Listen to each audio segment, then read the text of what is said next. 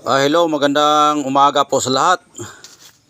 Babalik live na naman tayo sa aking YouTube channel.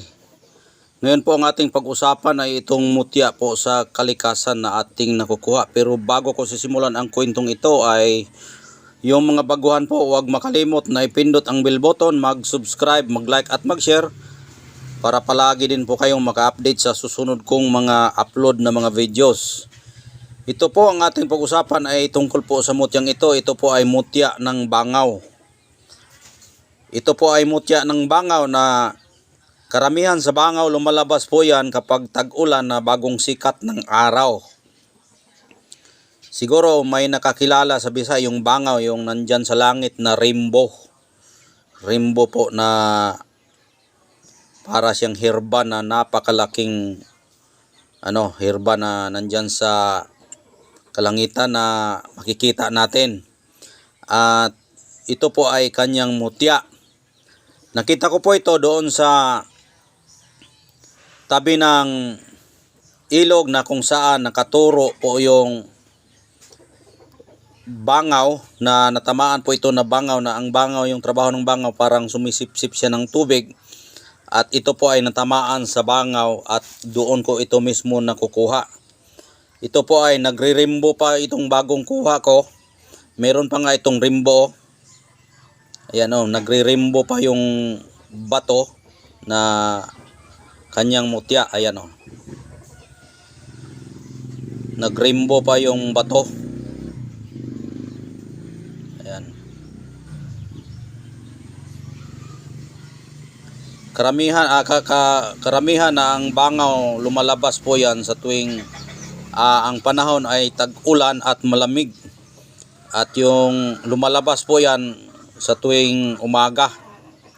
Umaga, minsan alas 9, alas 8, yung sumisikat talaga ng araw na tag-ulan.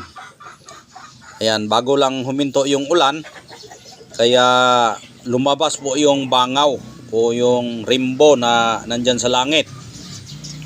At ito po ang natamaan sa pagsikat ng araw at nilapitan ko po dahil bihira lang po yung bangaw lumalabas sa bukid.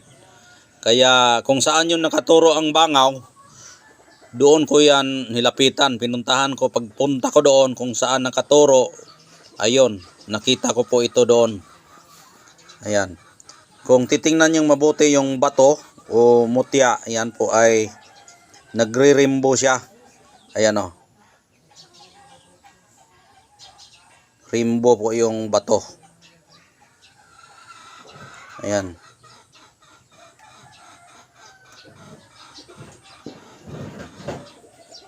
Nagre-rainbow siya. Napakalakas po yung aura niya, hindi siya magpa-video. Ayan. Malakas po yung aura niya. Sa nagtatanong kung anong gamit ng bangaw, yun, ang gamit ng bangaw kasi yan ay espiritu. Sumisipsip po yan ng tubig. Ayan. Napakakintab po yung bato. Ayan, may mga layer pa siya At may rainbow sa ilalim Nagre-rainbow siya Ayan, napakalakas po yung aura niya Ayan, rainbow. Kaya mutya ito ng rainbow. Kaya napakaganda.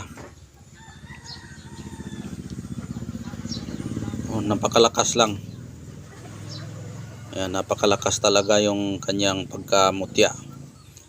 Nakikita ko po ito araw ng Friday. Tag-ulan yon, bagong sikat ng araw.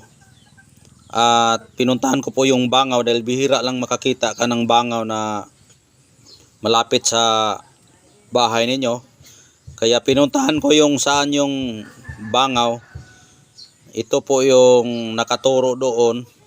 At napakaliwanag ito bago ko nakuha. Napakaliwanag talaga. Kaya pagpulot ko, biglang nawala yung bangaw pag nakuha ko na itong kanyang bato o mutya. Ayan nagbabangaw pa nga yung bato. Nagre-rainbow pa yung bato.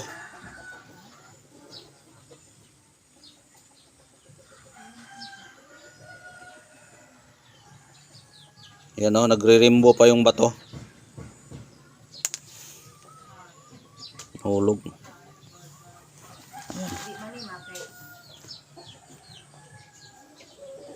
Nilapitan ko kasi yung bangaw, yung rainbow na bangaw, yung bangaw yan sa Bisaya. Ayun, nagpakita sa atin yung bato. Ayan, napakalakas po yung kanyang aura. Kung titingnan nyo mabuti yung kanyang bato, may layer. Kung kapansin niyo yung bangaw, may layer yan. May green, may blue, may pula, may violet. Ayan po yung kanyang kahawig sa kanyang mutya. Oh, tingnan nyo. Oh. Nagre-rainbow po yung bato. Oh, oh, nag-iilaw pa nga. Oh. Nagliliwanag siya.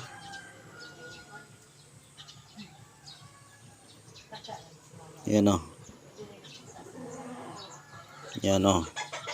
Nagre-rainbow yung bato. Yan. Napakalakas po yung aura ng espiritu sa bangaw na ito. Yan, mutya ng bangaw. Ikutin natin, oh. Ikutin natin para makita niyo ang buong katawan ng bato o mutya. Napakakintab.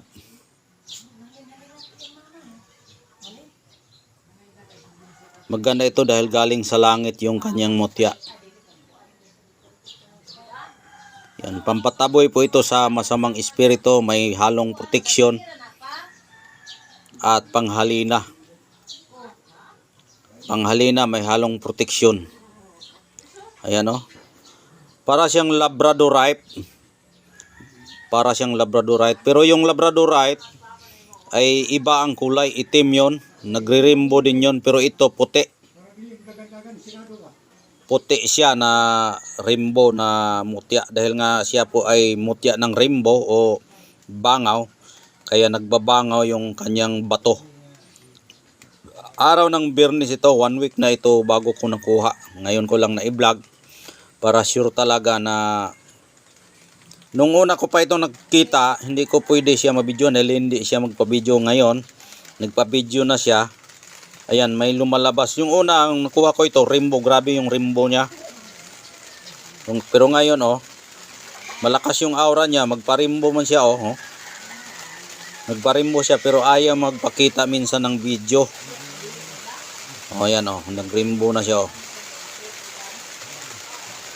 Yun. Tag-ulan kasi ngayon dito sa amin. 1 week na yung ulan dito na paminsan-minsan, mga sa isang araw lumalabas yung ulan, kaya naglalabas yung rainbow dito sa amin. Kaya nakita natin yung bato na mutya niya na rainbow. Ayan o. Napakagandang mutya, rainbow. Ayan. Nagre-rainbow talaga siya o. Ayan, maganda ito sa proteksyon at swerte. Ayan o.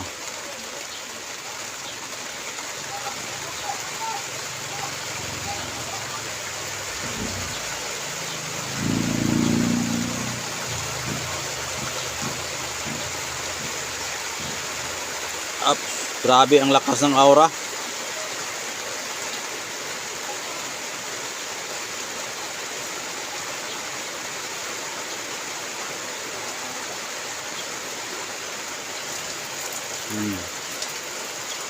Rainbow talaga siya. Ayan po sa sa nangangailangan ng ganitong klaseng mutya, dahil bihira lang itong mutya na rainbow. May iniwan akong number diyan. Pwede kang tumawag or text para magkakaroon din kayong ganitong klaseng mutya ng rainbow o bangaw sa Bisaya. Ayan lang po at maraming salamat sa inyong panonood. Uulitin ko po, ito po ay mutya ng rainbow na lumalabas po sa kalangitan, na bumagsak sa lupa ng trabaho ng rainbow. Ayon sa mga matatanda, sumisipsip po yan ng tubig. Mag-produce po yan ng ulan. Ito po ay natamaan, kaya pinuntahan ko. Napakaliwanag itong bago kong nakuha. Nagre-rainbow yung bato, napakalakas yung rainbow. Kaya 1 week ko pa bago sinay-vlog para confirm ko talaga kung hindi pa mawala ang kanyang birtod. Ayan, hindi pa nawala yung birtod niya, nagre-rainbow pa siya. Ayan o. Ayun lang po ang aking masasabi at maraming salamat po sa inyong panonood at God bless po sa inyong lahat.